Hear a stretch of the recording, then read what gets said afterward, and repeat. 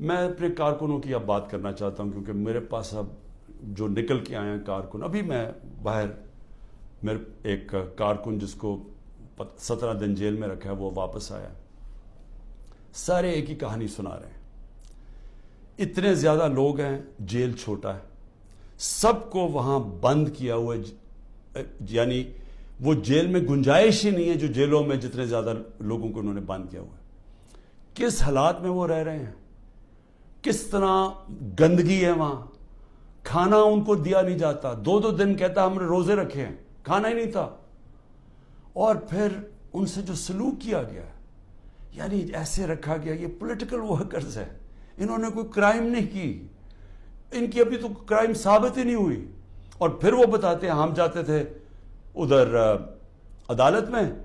وہاں سے نکلتے تھے دوسرے کیس پہ اندر ڈال دیا۔ اب یہ جو آدمی نکلا ہے، یہ صرف یہ کوئی 40 لوگ رہا ہوئے ہیں، 40 میں سے 7-8 نکلے ہیں، باقیوں کو پھر جیلوں میں ڈال دیا۔ تو یہ مجھے بتائیے کون سا قانون ہے آج پاکستان میں؟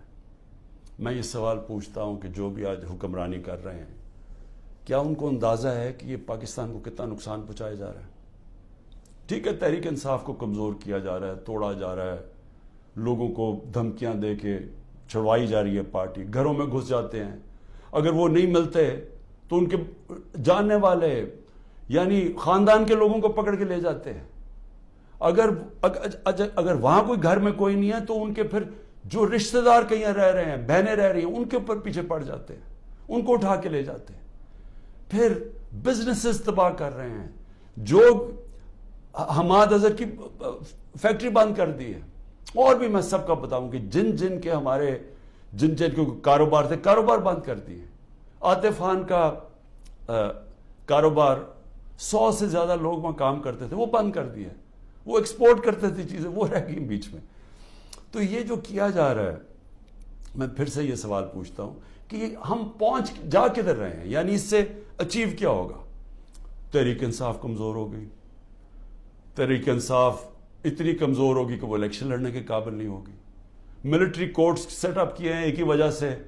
کہ میرے کوئی بھی کیس کے اندر مجھے سزا نہیں ہو سکتی، سارے میں نے وکیلوں کے ساتھ سارے بوگس کیسز ہیں، تو آخر میں ملٹری کورٹ میں سزا دیں گے، یہ کھولے اس لیے کہ عمران خان کو سزا دی، چلیں جی میں جیل میں چلا گیا، اب آگے چلیں گے، اس کے بعد کیا ہوگا؟ اس کے بعد پوچھنے کی بات یہ کہ کیا پاکستان جو تیزی سے اس دلدل میں پھنستا جا رہا ہے، اس سے نکل جائے گا؟ کیا ہماری معیشت جو اس وقت کبھی اتنے برے حالات میں نہیں تھے جو آج ہے، کیا یہ جو مہنگائی پاکستان کی تاریخ میں سب سے زیادہ 12.4% تھی جب ہم اقتدار میں تھے 1 سال پہلے، آج وہ 38% پہ پہنچ گئی ہے؟ یعنی لوگوں کو تنخواہ دار طبقے کے لیے اب وہ عذاب آ گیا ہے اور آتا جائے گا، بجلی کے بل نہیں دیے جائیں گے ان سے، ان کو گھر میں جو کھانے پینے کی چیزیں ہیں جس کو سینسٹیو پرائز انڈیکس ہے، یہ 38% ہے، وہ 45% پہ پہنچا ہوا ہے۔ یعنی جو گھر کی کھانے پینے کی چیزیں، جو عام کچن آئٹمز ہیں، جو بجلی وغیرہ ہے، تو کیا یہ ٹھیک ہو جائے گا اس سے؟ کیا مجھے کوئی یہ آج بتا دے کہ تحریک انصاف چلے الیکشن بھی ہار گئی، کیا یہی لوگ آئیں گے نا واپس جو ابھی اقتدار میں بیٹھے ہوئے ہیں؟ تو انہوں نے تو 1 سال میں ملک کو تباہی بیڑا غرق کر کے رکھ دیا۔ یہ جو اب تو جو فیکٹس اور سٹیٹسٹکس ہیں، اعداد و شمار، یہ تو چھپتے نہیں ہیں،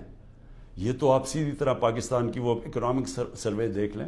اس میں تماشا دیکھ لیں کہ کیا ہوا ہے، کہاں 2 سال ایوریج اوسط جو ہماری اکانومی بڑھ رہی تھی وہ 6% تھی۔ 6% کا مطلب یہ ہے کہ پاکستان کی تاریخ میں یہ وہ 2 سال تھے جدھر سب سے زیادہ معیشت اوپر جا رہی تھی۔ اور میں یاد کرا دوں جو پچھلی دوروں میں جب ایسے گئی ہے تو امریکی ڈالر آ رہے تھے،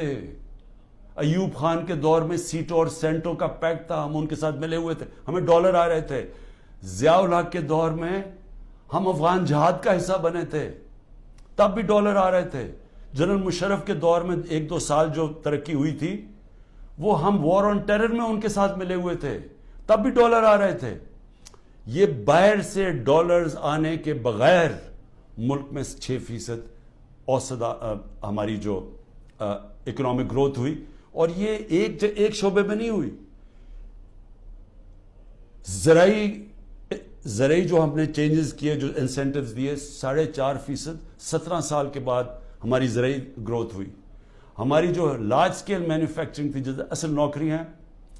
وہ 17 سال کے بعد وہ اتنی تیزی سے بڑھ رہی تھی 10.4% پہ. تو جو انڈسٹری بھی بڑھ رہی تھی, ہماری زراعت بھی, جو پروڈکشن سینٹر سے بڑھ رہے تھے, پہلی دفعہ زور لگایا تھا ہم نے آئی ٹی کے اوپر, ٹیکنالوجی کے اوپر, جو 75% اس کی ایکسپورٹس بڑھ گئی تھی, اور آگے انہوں نے اور آگے جا رہا تھا. بیرون ملک سے اوورسیز پاکستانی پیسہ بھیج رہے تھے. روشن ڈیجیٹل اکاؤنٹ میں $5 ارب آ چکا تھا, اور 1.5 سال کے اندر, اور تیزی سے بڑھ رہا تھا. یعنی بیرون ملک پاکستانیوں کا پیسہ آنا شروع ہو گیا تھا. بڑے پروجیکٹس تھے ہمارے, جس طرح وہ راوی سٹی, اس طرح کے بڑے پروجیکٹس میں اوورسیز پاکستانی کا ہم نے پیسہ لے کے آنا تھا. کیونکہ ابھی تو صرف گھروں میں گھر لیتے ہیں نا, وہ زیادہ سے زیادہ ریل اسٹیٹ میں. لیکن اصل جو پیسہ جب آپ پورا شہر بنا رہے ہیں, اس میں اصل پیسہ آنا تھا, ڈالرز آنے تھے پاکستان میں. اور جو اگر یہ سندھ حکومت نہ ہمارا وہ پروجیکٹ بنڈل آئلینڈ کا ختم کرتی, بڑے بڑے اربوں ڈالر کی وہاں انویسٹرز تیار تھے آنے کے لیے, تو پاکستان میں ڈالرز بھی آ رہے تھے. اتنے زیادہ, جو آپ بڑے بڑے بزنس مین سے پوچھیں کبھی اتنے ان کے نفع ہوئے ہیں, بزنسز بڑھ رہی تھی. تو ملک جب ترقی کر رہا تھا,